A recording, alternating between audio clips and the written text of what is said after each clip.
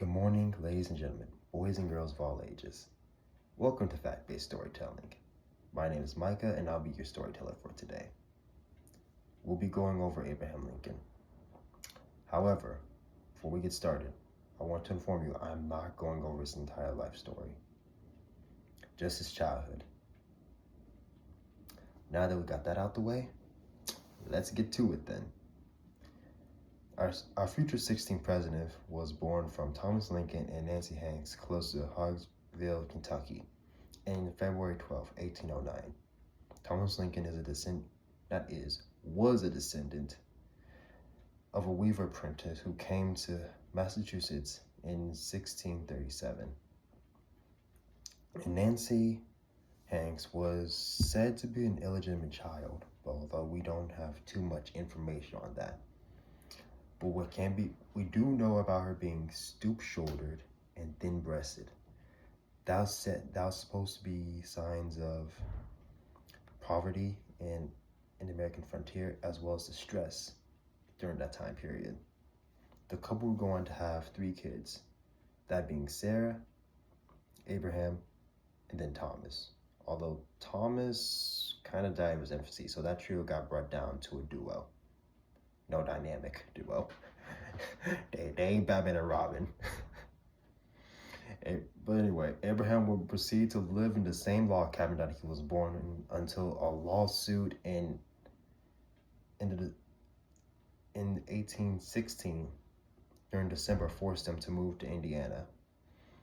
Later in the autumn of 1818, Nancy would die during that year, which saddened a 9-year-old Abraham. Although Thomas would marry Sarah Bush Johnson, who had a few kids of her own, that being a son and 2 girls.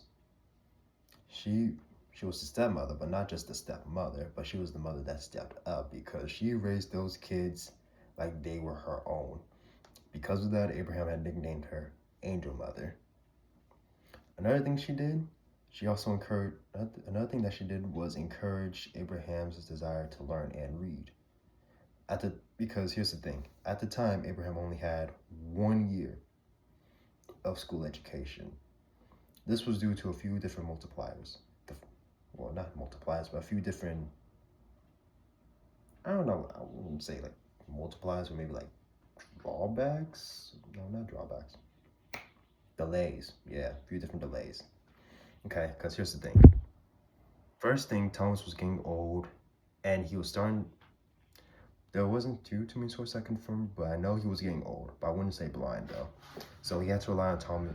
Thomas had to rely on Abraham for farm work. On top of that, there was his chores that he had to take care of, and then there was the miles he had to walk to school. I heard from one of the schools he had to go 4 miles a day just to get there, walking to and from. 8 miles a day, people. They did not have cars back then. Trust me, that ain't fun. That's just not fun. But despite this lack of education, he did focus on what he did have in his house and sharpen his reading skills from there. Although his parents, on the other hand, were almost illiterate, which means they kind of couldn't read. They did their best though. Although later in the March of 1830, they would move to Illinois. Although Abraham would drive a team of oxen pulling a wagon, traveling on a path that would, unknown to everybody else, change the course of history. However, that's a story for another time. Thank you for coming, everyone. Have a wonderful day, and God bless you. Until next time.